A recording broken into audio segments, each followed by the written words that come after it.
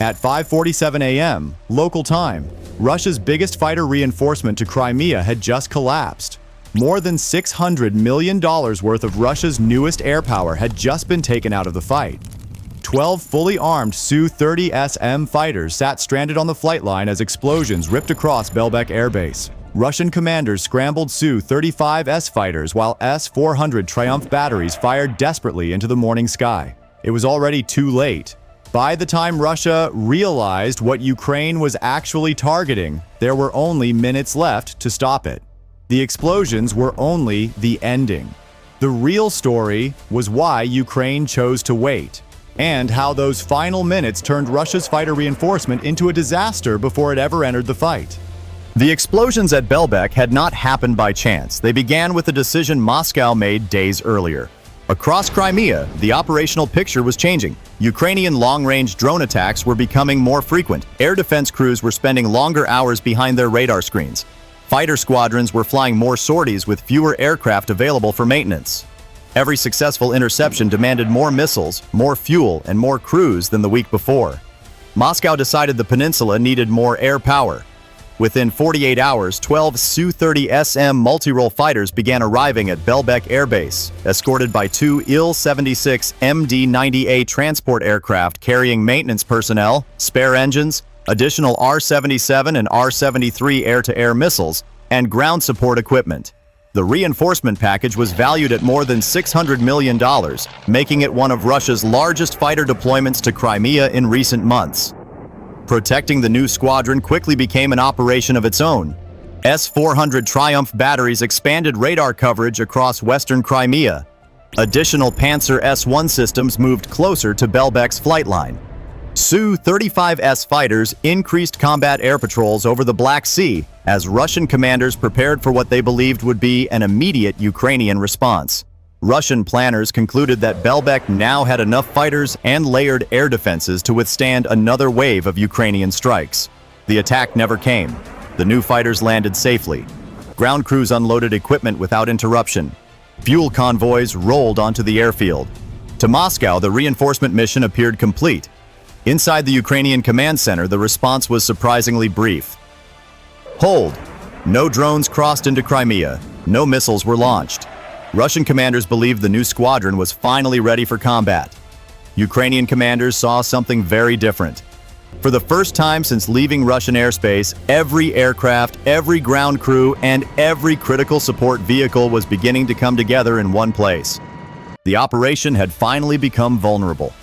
Hours before the explosions, Ukraine finally made its first move. At 4:41 a.m., Shark Reconnaissance UA-5s lifted off from concealed launch sites in southern Ukraine. PD-2 surveillance drones climbed toward their observation altitude over the Black Sea, while several FP-02 decoy drones headed directly toward western Crimea. None of them carried the main strike. More surprisingly, none of them flew toward Belbek Air Base. Nothing about the approach resembled a conventional strike. Russian radar operators detected the approaching contacts within minutes. S-400 Triumph batteries switched to combat readiness. Su-35S fighters scrambled from their shelters. Air defense crews across western Crimea prepared for what looked like the opening phase of another Ukrainian drone attack. Then, everything changed. Just as the first S-400 radar locked onto a Shark UAV, Ukrainian operators made a split-second decision. The drone broke away from its planned route and dropped below radar coverage. Seconds later, the PD-2 turned south over the Black Sea. The FP-02 decoys split into different directions. To Russian commanders, the mission appeared to be falling apart. It wasn't. Ukraine had just protected the real strike.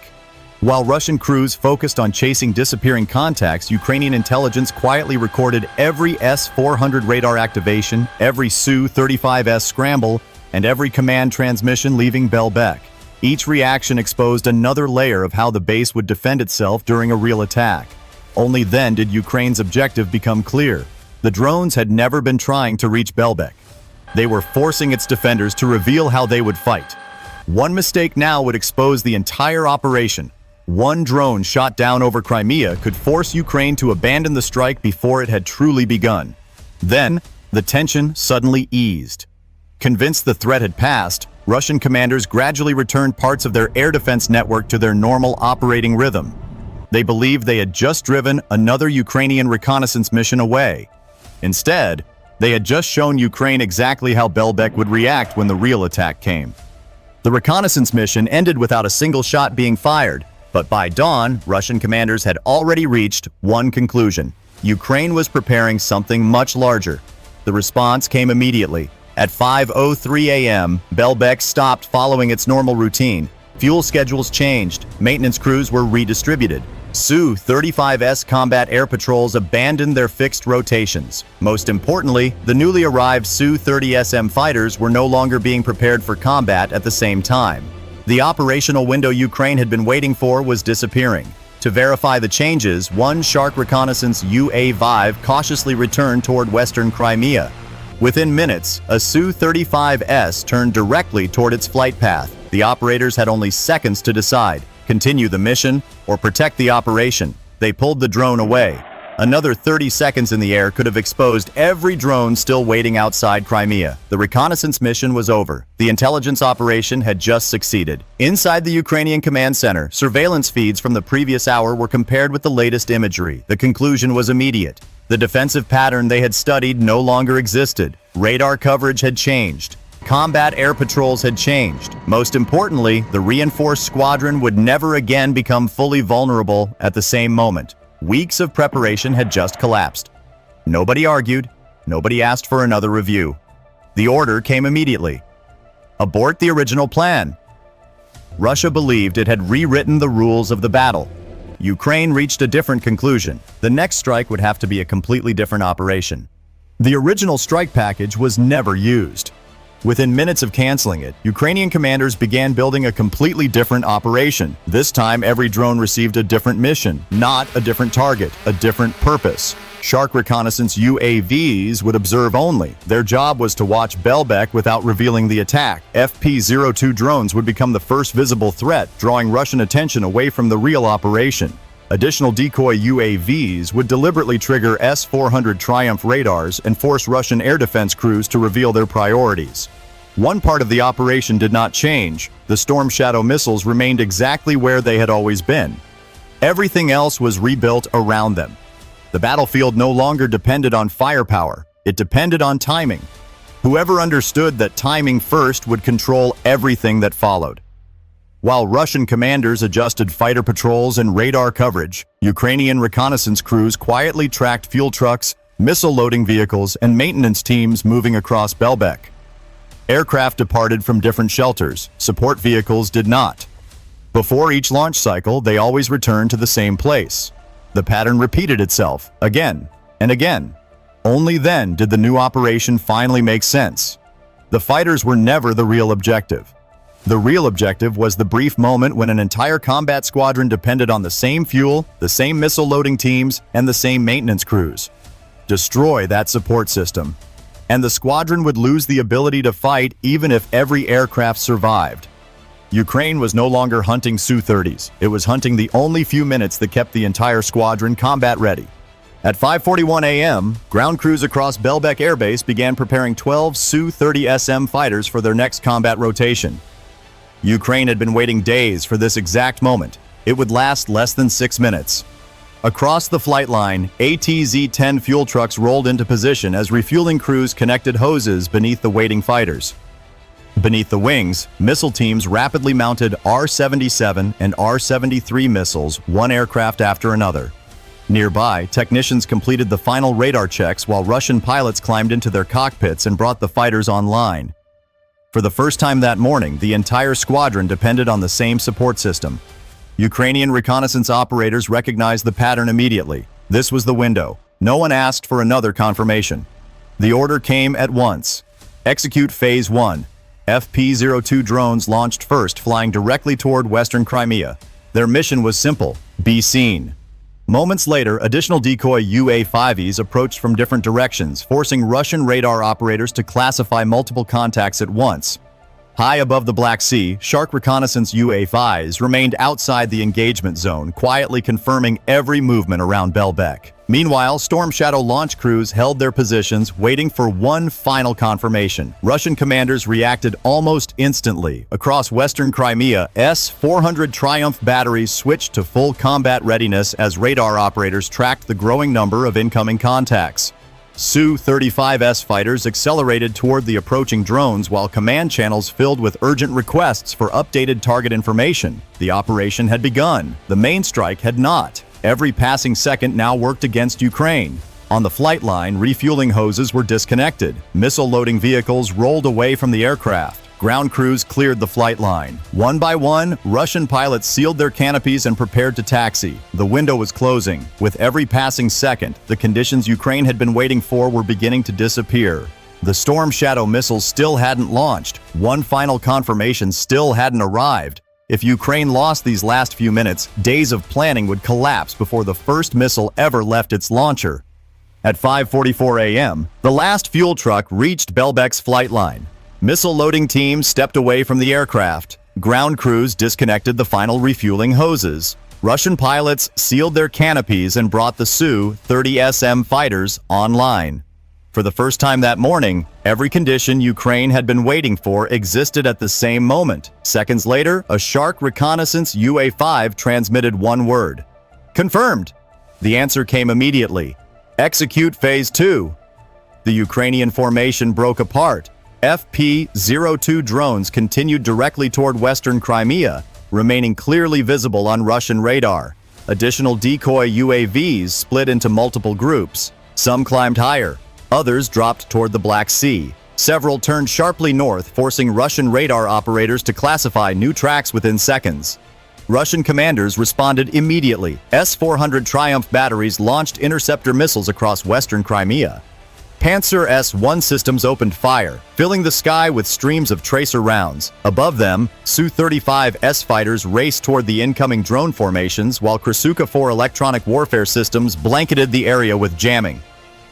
Above western Crimea, the sky was saturated with targets. Below, Belbek's flight line remained exposed. Ukraine answered every move. As Russian fighters shifted west, one decoy group changed direction. Another disappeared below the radar horizon. A third continued straight ahead, deliberately drawing Russian attention away from Belbek. Unlike the Shark Reconnaissance UAVs, the decoy drones were never expected to survive. They had only one mission: keep Russian defenses occupied for a few seconds longer. Inside Russian command vehicles, officers kept redirecting interceptors toward new contacts as fresh tracks continued appearing across their screens. Across the airbase, the last support vehicles continued leaving the flight line. The window was closing. Every maneuver bought another second. Every second pushed the operation closer to launch. Russian command channels became increasingly urgent as air defense units requested updated target assignments and redirected interceptors toward new contacts. Russian commanders believed they were defeating Ukraine's attack. They were defeating exactly what Ukraine wanted them to fight. The Storm Shadow missiles had not even been launched. Russian air defenses remained locked onto the incoming FP-02 drones. Radar operators continued tracking new contacts spreading across western Crimea. Every interceptor, every fighter, every radar crew remained focused on the distraction Ukraine had deliberately created. That was the moment Ukraine had been waiting for. There was no hesitation. Launch. The first Storm Shadow missiles slipped across the Black Sea at low altitude before turning toward Belbek Air Base. Russian air defenses were already fully committed. There was no time to reorganize. The opportunity had already slipped away. Seconds later, the flight line erupted. The missiles ignored the parked Su-30SM fighters. Instead, they struck the system, preparing those fighters for combat. The first explosion tore through the refueling area. A TZ-10 fuel trucks erupted into flames, sending burning fuel across the flight line. Another missile slammed into the missile preparation area, disrupting missile loading operations as R-77 and R-73 handling crews abandoned their work and ran for cover. A third strike ripped through the final launch preparation area, scattering maintenance teams before the first fighters could begin taxiing. Within moments, the entire launch sequence collapsed. Russian ground crews scrambled for cover. Pilots remained inside their cockpits, waiting for orders that never came. The engines were still running, the aircraft were still intact, the runway was still open, smoke drifted slowly across the flight line. The 12 Su-30SM fighters remained exactly where they had been minutes earlier, ready for combat, unable to enter it. Not a single Su-30SM entered the sky. Russia restored the airbase, and in doing so it restored the next vulnerability. Within days, more Su-35S fighters arrived in Crimea. Additional Panzer S-1 systems were repositioned around key airfields. Fuel, maintenance, and missile crews returned. The cycle began again, but every reinforcement followed the same requirement. Fuel had to be delivered, weapons had to be loaded, aircraft had to be prepared, ground crews had to repeat the same sequence from the beginning. Ukraine no longer needed to guess how the system worked. It had already seen the pattern. Every reinforcement recreated the same brief window of vulnerability. Moscow believed more fighters would secure Crimea. Ukraine reached a different conclusion. Crimea did not become vulnerable because Russia was weak. It became vulnerable because Russia had no choice but to keep reinforcing it. The flight line would be repaired. The fighters would fly again. The ground crews would return. And with them, the same brief window of vulnerability would return.